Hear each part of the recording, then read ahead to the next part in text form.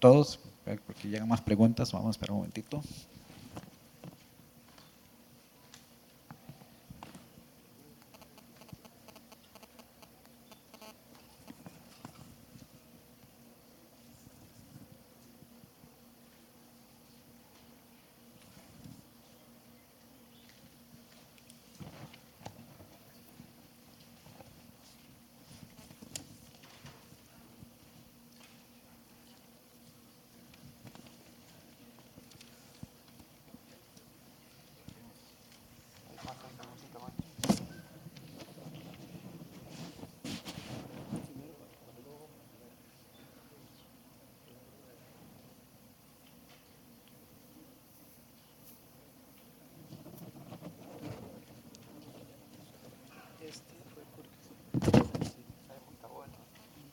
Bueno, vamos a empezar con la mesa de hoy. Vamos a ver si logramos salir aquí a las 5 de la tarde para salir a almorzar. Bueno, muy buenos días, estimados amigos, compañeros, colegas. Sean bienvenidos a esta mesa de discusión donde hemos tenido la experiencia de ir conociendo qué están trabajando nuestros países latinoamericanos, iberoamericanos, mañana veremos partes de Estados Unidos, sobre nuestra profesión, los campos de desarrollo de esta profesión, donde tenemos campos fundamentales del catastro, el tema de este congreso, el rol de nuestros profesionales en la toma de decisiones para un mejor desarrollo del país. Y bueno, tenemos aquí a los panelistas. Voy a empezar con una pregunta general para todos aquí, que va dirigida en este término. ¿Cómo el conocimiento técnico sobre el territorio, catastro, viabilidad, amenazas, puede llegar efectivamente a ser incorporado en la toma de decisiones y convertirse en políticas públicas?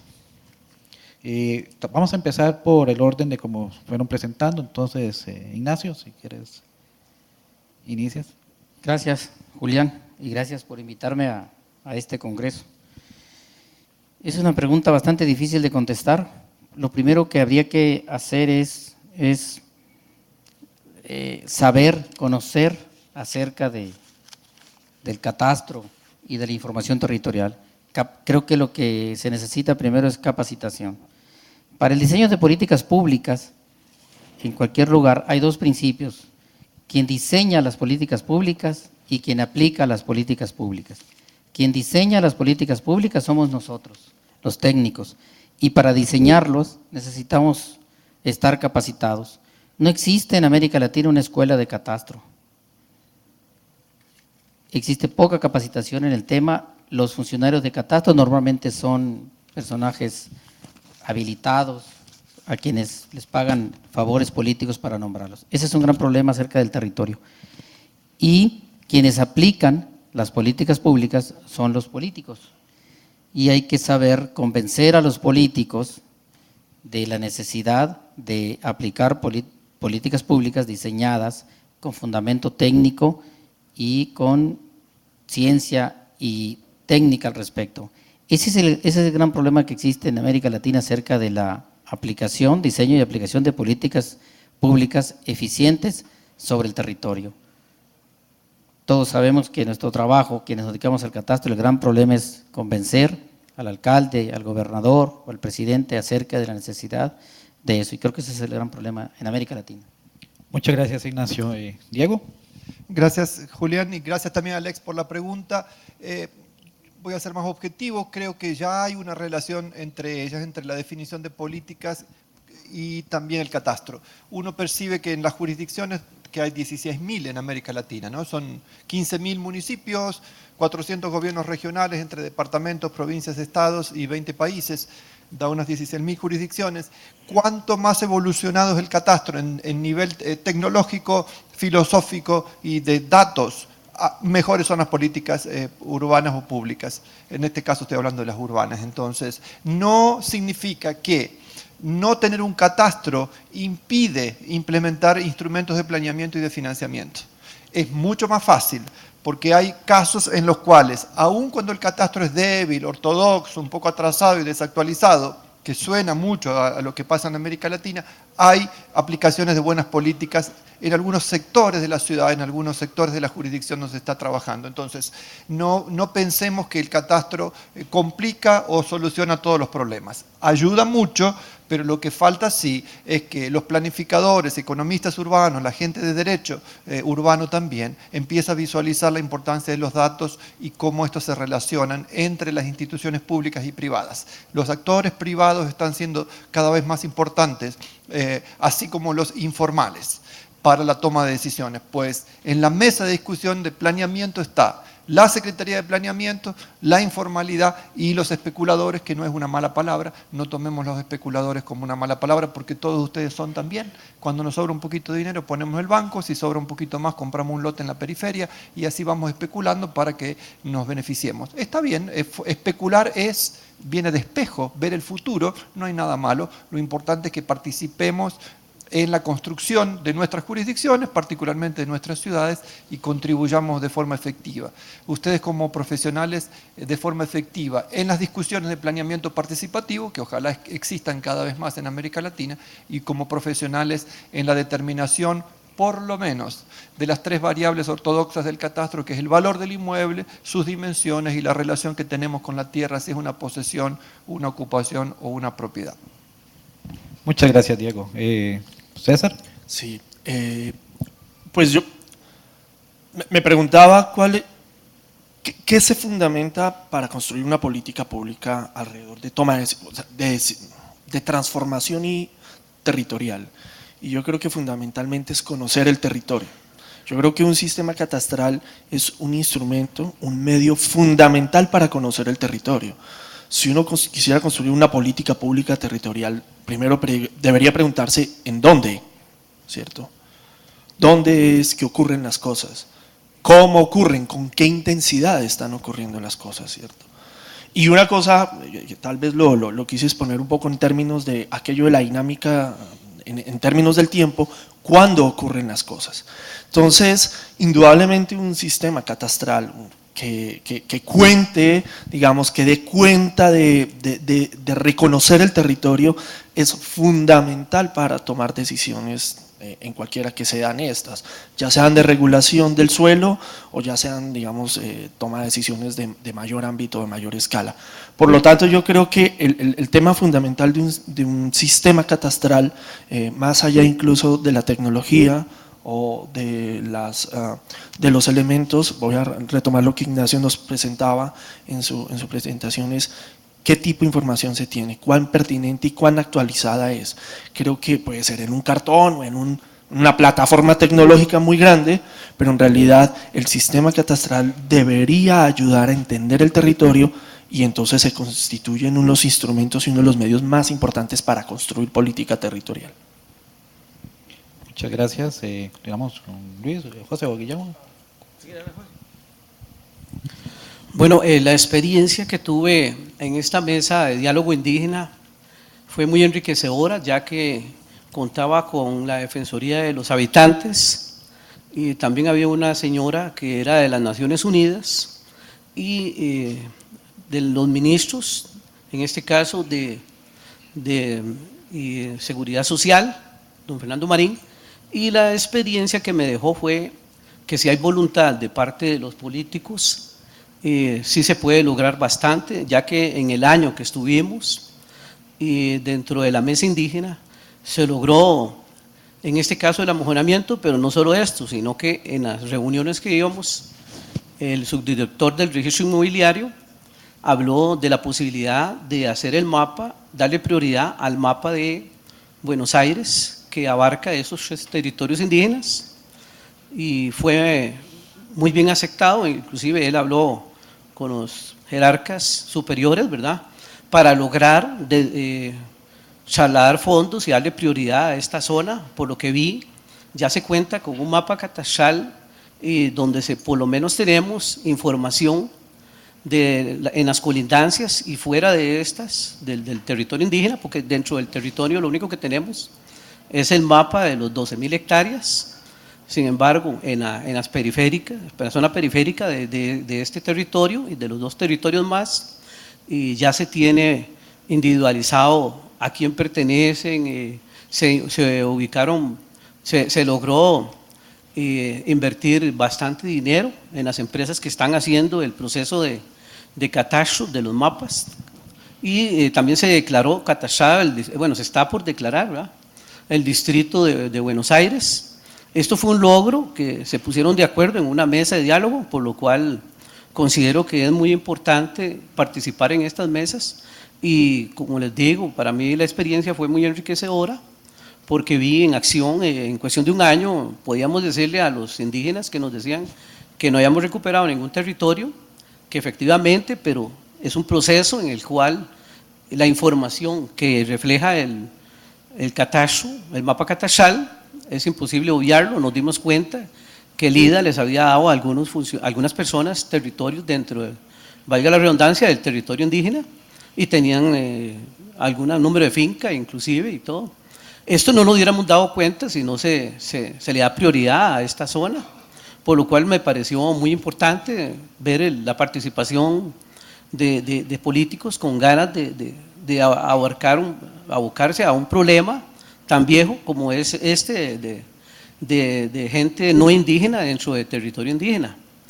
Es un ejemplo de cómo se puede lograr con tecnología y con política, por lo menos esclarecer un poco más y tener un camino, siempre y cuando se continúe por ese camino de diálogo. Decía la representante de las Naciones Unidas, la señora Yuriko, que un 80% de la solución a los conflictos es estar sentado en la mesa de diálogo. Y yo también creo que es muy importante eso, recalcarlo, por lo que considero que se ha logrado bastante, y se les puede decir, no, vea, ustedes no tenían mapa, no tenían mojones, no tenían, en un año ya se ha logrado eso. Lástima que el gobierno pues terminó y ahora sigue otro gobierno. Esperemos que haya una continuidad, porque la única manera es de seguir trabajando para continuar en alcance de un proyecto país, que sería ubicar gente que está dentro del territorio indígena en terrenos que se puedan ubicar sin tener conflictos con ellos, ¿verdad? Y por ahí anda la solución. Permiso. Yo siento que no se puede gestionar lo que no se conoce.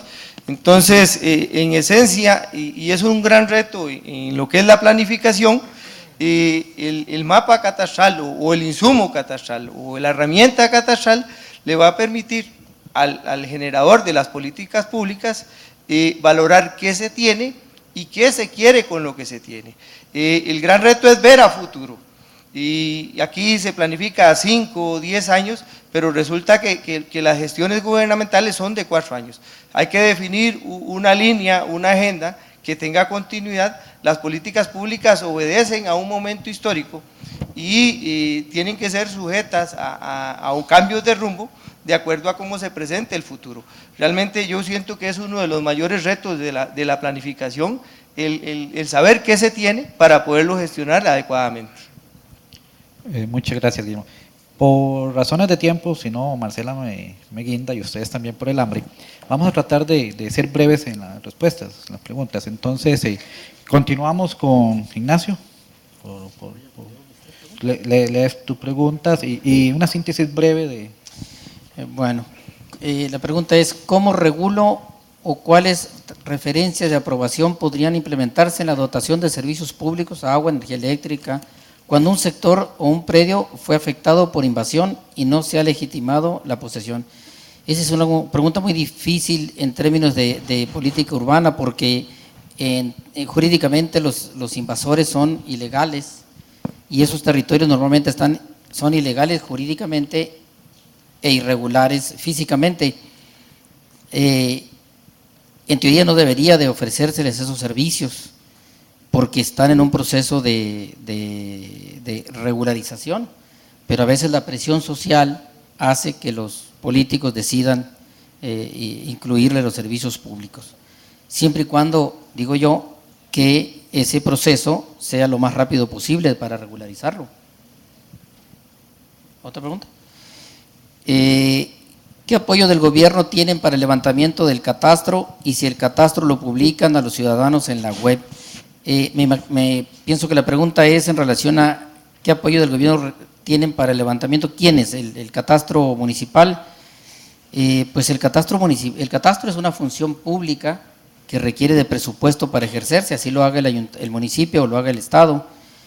Normalmente es poco el presupuesto que se asigna a catastro, no obstante que es el generador de los principales impuestos municipales, que son los impuestos inmobiliarios.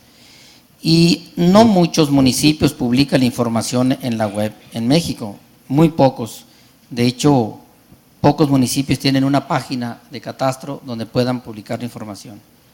Otra pregunta que hacen acá es, ¿cómo es el desarrollo catastral en México? Bueno, voy a hacerlo nada más como está sucediendo ahorita, porque es todo un libro esto. En México, volviendo a lo jurídico, en México la función catastral está establecida en la Constitución Nacional como una función reservada para los estados y los municipios. En México hay 32 estados y hay unos 2.400 municipios. En algunos estados la función la ejercen los estados precisamente y en otros la ejercen los municipios.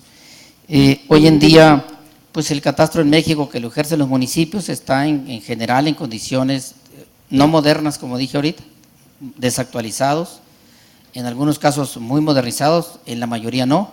Y hoy en día, en este momento, el gobierno federal, el gobierno nacional en México está a punto de ser promulgada una ley que se llama Ley que armoniza la función catastral y registral en México. La intención de esta ley es que el catastro y el registro público se ejerza juntos en una misma dependencia.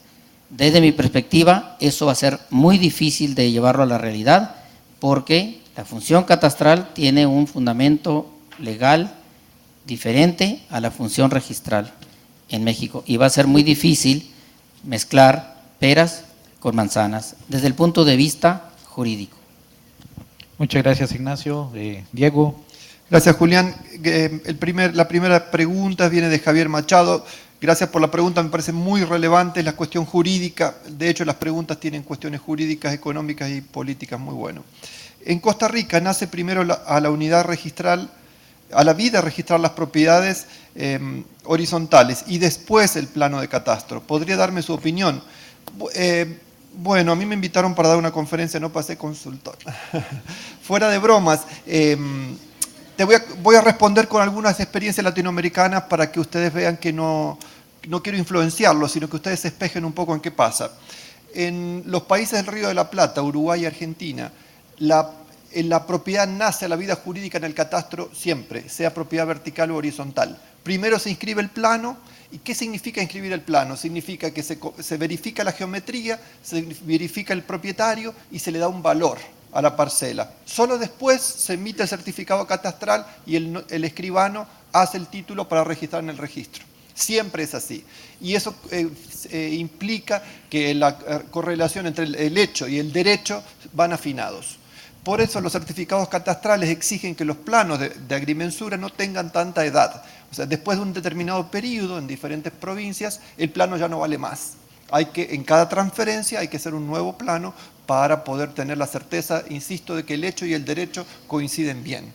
Eso te puede dar una pauta de cómo funcionan las cosas aquí en Costa Rica y si ustedes podrían tal vez mejorar o discutir mejor la cuestión del uso de los planos de construcción para generar parcelas, primero en el derecho y después en el hecho. Colombia, ya que está César aquí, es muy interesante porque el inmueble nace la vida jurídica en la parte jurídica, en las curadurías. Entonces Bogotá, que yo creo que es uno de los mejores catastros de América Latina, recauda $900 millones, la gente paga unos $500 por año de impuesto predial, 90% lo paga al contado en enero, son palabras del director de catastro de Bogotá. Tiene un observatorio de valores que le permite monitorear toda la ciudad, 1.800.000 inmuebles, todos los años. No visitan todos los inmuebles, los fiscalizan de forma inteligente. Eso hace con que la recaudación de la ciudad sea muy generosa, muy buena, y crea cultura tributaria. 90% de los inmuebles está correlacionado entre catastro y registro. pero no significa que tenga las mismas dimensiones. O sea, Bogotá está un poco en el aire, en catastro y registro, pero la ciudad anda, la ciudad contribuye y la ciudad continúa desarrollándose. Entonces, de nuevo, esa idea que tenemos que sin catastro no se puede hacer nada, no es verdad. Las ciudades siguen andando de alguna forma. Y está bien que el planeamiento a veces es un poco improvisado, pero no podemos decir que América Latina va a parar la obra pública ni el desarrollo urbano porque no hay catastro y no se puede hacer nada. Cuidado con esa afirmación porque así no fue pensando de esa manera. Hay mucho por hacer construyendo un catastro más inteligente, más apropiado para los economistas, la gente de derecho urbano, nosotros mismos ingenieros, pero hay que cambiar la rueda del carro sobre la marcha, sin que el carro se detenga. Entonces, Javier, un poco esa es la idea, ¿no? Que te inspires en otras jurisdicciones. Otra pregunta jurídica, no sé de quién es porque puso nombre de participante el mío. ¿Cuál es el criterio o postura jurídica en Ecuador en cuanto al derecho aéreo y subterráneo de la finca? ¿Hasta cuándo podemos decir esto es mío? Muy buena pregunta, hay diferentes connotaciones. Nosotros empezamos a trabajar con abogadas en cada país y publicamos ya en la FIG, en la Federación Internacional, en el Congreso de Uruguay, lo pueden buscar ustedes, 4 papers, uno sobre toda la legislación argentina orientada al catastro 3D, otra Brasil, otra en Perú y la de Costa Rica también publicamos con Mónica Montero, un muy buen trabajo de cada una de estas jóvenes abogadas, ahí pueden ver hasta dónde llega lo mío. Te puedo decir nuevamente como 2 casos, brasileño y argentino, que es donde viví. En Argentina el Código Civil dice claramente que la propiedad va no dice del cielo al infierno, pero expresa claramente que es un volumen, la propiedad vertical, y dice también la legislación, tú eres propietario hasta donde puedes ejercer la posesión.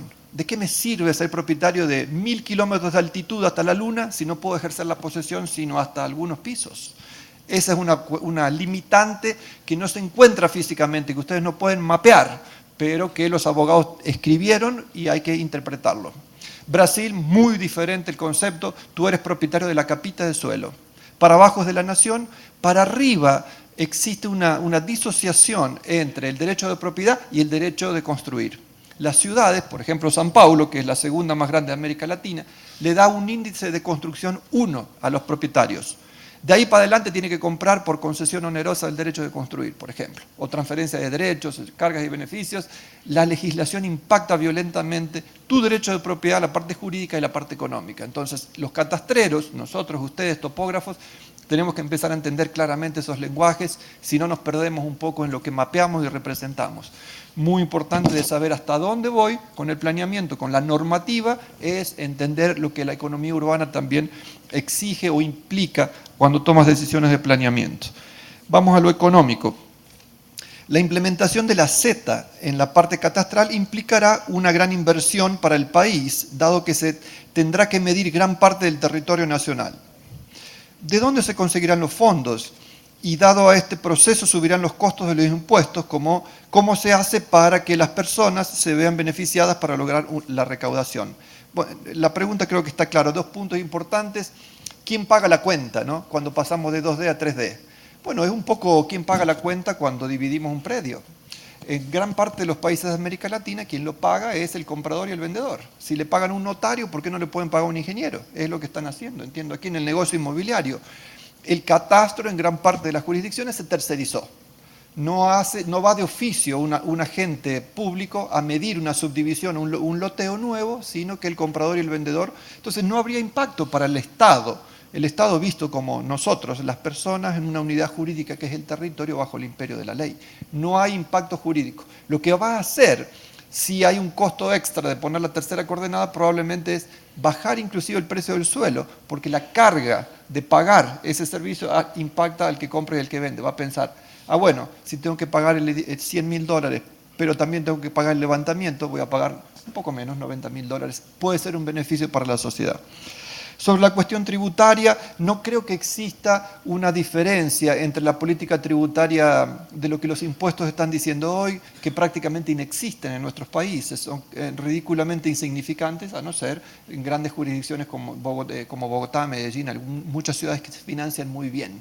No creo que la tercera dimensión impacte mucho la tributación. Puede impactar el planeamiento, que al cambiar la norma cambia el valor del suelo, lo cual implica un cambio de la política tributaria. Pero hay que estar atentos, insisto, a todos los instrumentos de financiamiento y planeamiento que andan dando por ahí. La de IPANAC. Más que una pregunta, haría un hincapié en que hay que llevar esto a las universidades, que quienes están comenzando a formarse sepan y conozcan esto, organizándonos a todos a actualizarnos, obligándonos a todos a organizarnos. Muy buena intervención. En el café conversé con varios colegas que trabajan de forma independiente. Este llamado de la universidad, más el colegio de topógrafos, podrían hacer con que se forme una pequeña comisión de estudios, de gente interesada, para generar productos, estudios de caso, y se empiece a publicar la experiencia costarricense, que es muy buena. Acabé de intercambiar un email con Peter van Oosterom, que es el holandés que comanda la comisión esta del grupo de Catastro 3D. Él está en Brasil ahora, también formando un grupo por allá, y uno tiene la misión de andar por América Latina. Y me decía, mira, la experiencia de Costa Rica nos interesa mucho.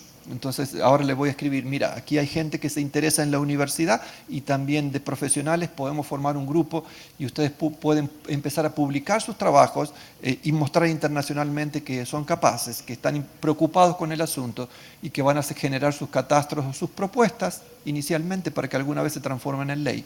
Esto es un llamado de atención, pónganse de acuerdo con las universidades, es una gran jugada. Otra pregunta un poco política, ¿cómo se hace para cambiar la mentalidad política a los funcionarios públicos para coadyuvar el proyecto catastral? Bueno, haciendo una analogía, podríamos decir, de la misma forma que el puercoespín hace el amor, con mucho cuidado y mucha paciencia, ¿no? Es así, yo, mira, pasé 20 años teorizando y escribiendo con colegas sobre catastro multifinalitario, etc. Y ahora que me fui a Ecuador y estoy vivenciando la implementación de un sistema nacional de catastro multifinalitario. Y es eso que les decía en la conferencia, es paso a paso, hablando con la gente, escuchando un par de horas, gente que cree que tiene todas las soluciones y no te pregunta nada de tu vida, porque tal vez tienen miedo de que tú le digas algo diferente a lo que ella sabe, ¿no? Pero es un proceso constructivo, paulatino, que vale la pena.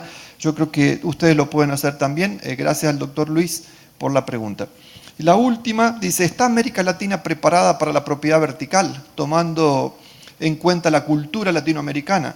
Pues la cultura se transforma y se manifiesta en la legislación, o debería ser así. La legislación debería acompañar a la cultura o debería formar cultura, urbano, rural o ambiental, etc.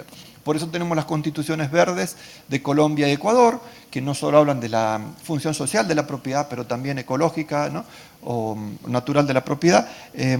Confío mucho en que América Latina ya es de la propiedad vertical. Lean los códigos civiles de sus jurisdicciones, sigamos publicando los trabajos y se van a dar cuenta que ya es. Nos falta a nosotros entender que hay que representarla y medirla como propiedad espacial que es, pues, y modificar las leyes para acompañar ese proceso. Gracias a todos. Muchas gracias, Diego. Continuamos, César. Tal vez, muchas gracias. Tratar de abreviar el tiempo, por favor. Sí, tengo dos bloques de preguntas. Uno sobre el papel de la información catastral en los estudios de movilidad. Uno lo realiza José Fernández, que me pregunta si es fundamentada la base de la información catastral para determinar la movilidad de la ciudad. Y otro por Rodrigo Díaz, quien pregunta qué control llevan las instituciones para el intercambio de información catastral para los diseños viales de la ciudad. Yo diría que la primera es, por supuesto que es fundamental tener información este reconocimiento del territorio para entender cómo, en general entender cómo nos movemos. Yo creo que la movilidad es ni más ni menos que una expresión dinámica del territorio. Yo ofrezco una asignatura en la Universidad Nacional en Colombia a ingenieros, es una experiencia fundamentalmente interesante, se llama movilidad y territorio, y uno de los temas que más me impacta es cómo aterrizar la noción de territorio para esto, ¿no? Entonces yo diría, toda la información territorial que pueda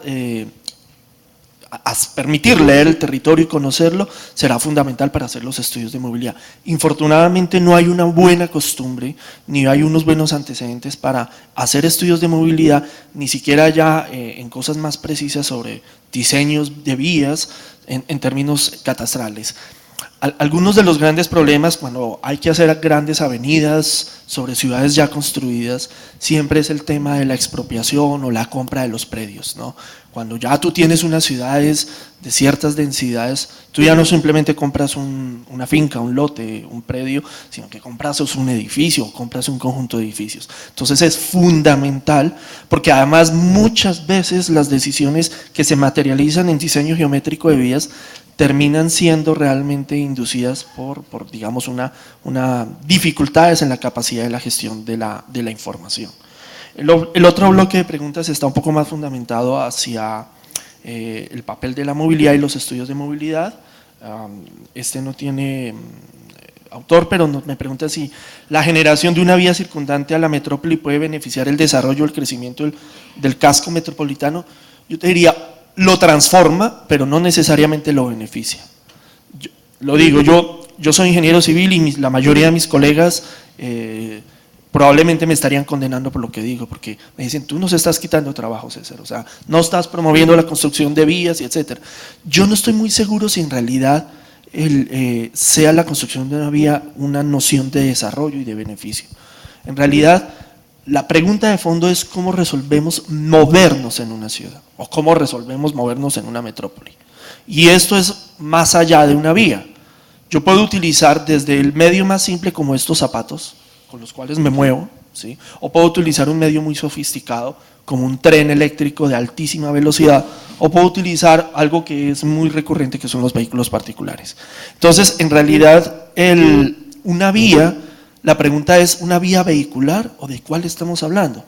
Miren, realmente la experiencia, yo creo que todos la vivimos permanentemente, es una vía induce la ocupación del suelo como nada, digamos, ni siquiera regulaciones, ni siquiera disposiciones de regulación del suelo. Tú habilitas una vía y por allí se te ocupa el suelo, por la vía formal o por la vía informal. Por lo tanto, la pregunta es, cualquier concepción de modo de transporte o concepción de vías debería tener por detrás, antes que nada, es una propuesta de ordenamiento territorial, una propuesta en realidad de ordenación del territorio que quisiéramos concebir. Y un poco para rematar, me pregunta Nicolás Guzmán, que qué es lo mínimo según su experiencia para iniciar un estudio de investigación de movilidad. Yo diría, creo que lo he dicho permanentemente, dos grandes cosas. Primero, entender que quienes nos movemos somos nosotros. ¿Sí? No es el vehículo, no es el coche, no es el carro, no es el autobús, ni es el tren, somos nosotros. Estos son medios simplemente para movernos. Por lo tanto, hay que entender la dimensión humana de la movilidad como soporte a esto. Y la segunda, conocer fundamentalmente el territorio, y entonces retomo la palabra, si no lo conocemos, si no lo medimos, si no sabemos a qué intensidades se ocupa, si no definimos cuál es, que es el trabajo que ustedes muy juiciosamente hicieron allí, va a ser muy difícil entender la movilidad. Por lo tanto, diría yo, reconocer que los que se mueven son seres humanos, personas, alrededor de una sociedad, y básicamente reconocer el territorio. Muchas gracias, César. Continuamos con José. Bueno, la pregunta que me hace don David Montero Pizarro dice, ¿cuál es la propuesta, si existe, para solucionar el conflicto y en qué se basa? Como es un problema muy complejo, para mí es multidisciplinario, ya que, como Guillermo hablaba antes, la gente que está en el territorio indígena, en algunos casos, es gente muy humilde, en algunos casos, gente que tiene ya un problema social y no se pueden tirar a la calle, son familias con toda su problemática que conlleva, hijos en escuela, entonces es hacer un problema social arreglando una situación de conflicto territorial. Entonces creo que por ahí el gobierno ha apostado a una solución en una mesa indígena donde es multidisciplinaria, donde hay funcionarios de Lima, donde hay funcionarios, que es lo más acertado, hacer una solución integral, ¿verdad? Tomar en cuenta a quién le asiste el derecho, también tiene que ser multidisciplinario, tiene que haber abogados jurídicos, ¿verdad? Que tienen que determinar qué derecho le asiste a la persona que está ahí, si entró antes del decreto del 82 y si fue después, para ver si no se tiene que expropiar, sino que más bien se le tiene que buscar una solución. y saber si esa persona o está más bien usufructuando, que tiene 300 hectáreas y ha sacado ganado, y por lo cual más bien pienso yo que debería, no paga impuestos ni nada, ¿va? Entonces más bien ha pasado años obteniendo ganancias en un territorio que no le pertenece, por lo cual más bien esas situaciones hay que definirlas. Eso solo se lograría mediante un mapa situacional que por ley le corresponde al INDER, y creo que ese sería el paso a seguir. En este momento, como hay un conflicto muy rápido, no, una semana no se hacen reuniones y a la siguiente ya hay una toma y hay violencia, creo que el gobierno debería, bueno, apostar por buscar los casos menos complejos y solucionarlos fijando tiempos cortos para que vean voluntad de solucionar tanto de los indígenas como de los no indígenas, y continuar trabajando con los casos más complejos.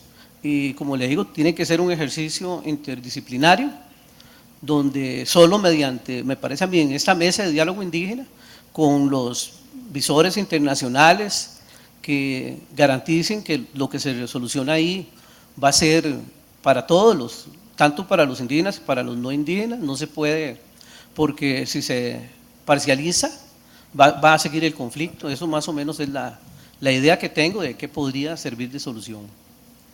Luego tengo una preguntita bueno, esta no tiene nombre. ¿Cómo se logró realizar un acuerdo para poner los mojones en el territorio indígena y cómo se resolvió el conflicto con el ICE? Bueno, en este momento, más bien, por lo que estuve ahí observando en la mesa de diálogo indígena, los indígenas ahora son personas, algunas muy preparadas. Ellos saben que en este momento el proyecto de Iquiz es de suma urgencia para el país, para la generación de energía hidroeléctrica. Ellos saben que es el momento de sentarse con el gobierno y decirles: no firmamos nada hasta que nos resuelva problemas específicos sociales, ¿verdad? Como es de la tierra, problemas de maestros que no son indígenas, una serie. Entonces ellos condicionan el proyecto del ICE a la solución de otros problemas que también tienen que solucionarse en la mesa de diálogo indígena. Por ahí creo que… bueno, el acuerdo, dice cómo se logró realizar el acuerdo para poner los mojones.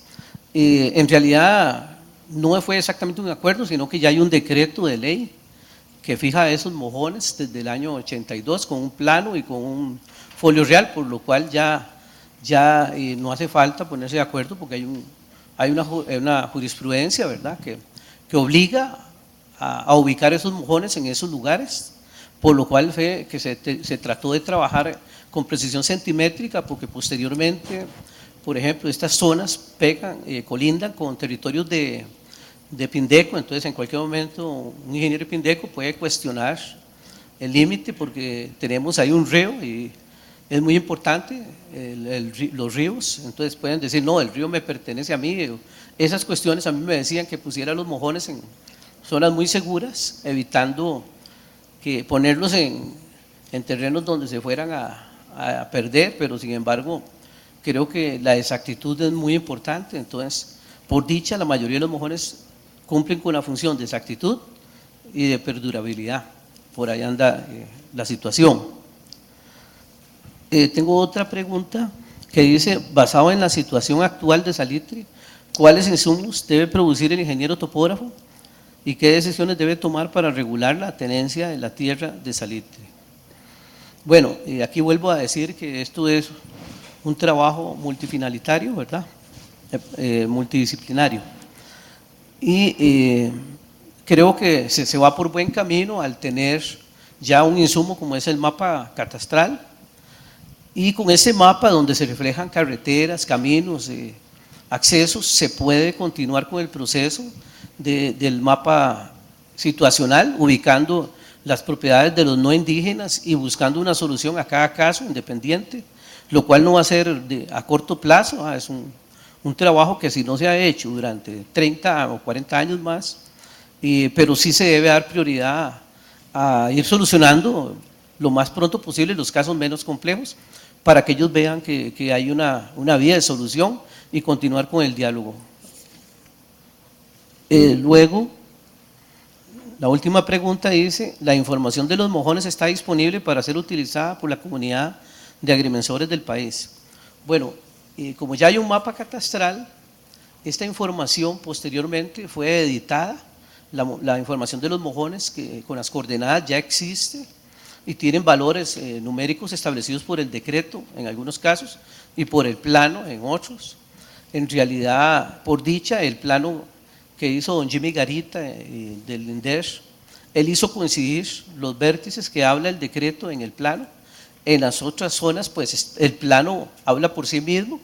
Se revisó el cierre, es un plano que está bien inscrito y tiene un respaldo y un asiento ya jurídico registral. Entonces, considero que estos mojones sí se pueden disponer al echar al mapa catastral y esa información también está, es la misma información que edita el decreto y el plano. Y ahora voy a pasarle a Guillermo. Muchas gracias, José. Gracias. Tal vez, Vamos a Guillermo, tratar te pido de breve resumir todas las preguntas en una sola respuesta. Algunos cuestionan qué sucede cuando un plano, la mitad queda afuera y la otra queda adentro, y cómo se… Bueno, el registro inmobiliario va a publicitar esas inconsistencias en virtud de una sobreposición con una zona abre. Cuestionan también si hay diferencias entre el decreto y el plano catastrado y el asiento registral. Creo que esta pregunta es de don Freddy Estrada, que es de la zona. Las diferencias básicamente son en los límites naturales. El topógrafo que confecciona el plano no podía poner un vértice en cada meandro o deflexión de los ríos, porque al ser un plano tan grande prácticamente sería un nodo inentendible. Ahí, desde mi óptica personal, privaría el decreto que establece muy claro que la división o el límite abismal que separa a los indígenas de los no indígenas sería el río. Y debemos recordar, y era un poco lo que nos comentaban en las exposiciones anteriores, al ser un decreto, se genera en su gran mayoría por coordenadas leídas de la hoja cartográfica, unos 50.000. Entonces ahí partiríamos de que en el mejor de los casos, un vértice tiene más o menos 50 metros de error, más con el devenir del tiempo, al haber fijado esas coordenadas, obviamente con el proceso de transformación, eran de Lambert, al transformarlas a CRTM, van a existir diferencias. Cada caso, eventualmente ahí, tiene que ser analizado independientemente. Y con respecto a la pregunta que refiere a qué se hizo con los no indígenas que están dentro de, hay que recordar que complementariamente al mapa catastral y al ser una zona abre, está el estudio situacional que tiene que elaborar, y creo que está concluyendo el INDER. Ahí va a determinar y publicitar quiénes son no indígenas y que tienen terrenos, cuántos terrenos tienen ahí, y el tomador de decisiones valorará cuál es la solución con respecto a eso. Y yo siento que aquí es el meollo del asunto, porque ahí implica el erario público, el generar y sacar a esas personas de ahí, y nada más echarlas, porque la norma lo dice, le va a generar al Estado y a la población otro conflicto social, porque estamos desplazando uno. Entonces ahí es donde las políticas públicas tienen que engasar con la información y definir cuál es el mejor proceder. Y para eso son los insumos que estamos aportando. Muchas gracias, Guillermo. Muchas gracias a todos los panelistas el día de hoy. Como resumen de esta mañana, podríamos decir que la función que hacemos cada uno de nosotros, ya sea en lo privado, en las instituciones, cada una de nuestras labores va a generar datos que se pueden utilizar y se deben utilizar para la toma de decisiones, para un mejor desarrollo de nuestras políticas públicas, y que este trabajo que desarrollamos es un trabajo multidisciplinario, donde tenemos economistas, ingenieros civiles, arquitectos, planificadores urbanos, etcétera, que tiene que ser leído para el beneficio de nuestros países. Muchas gracias y continuamos.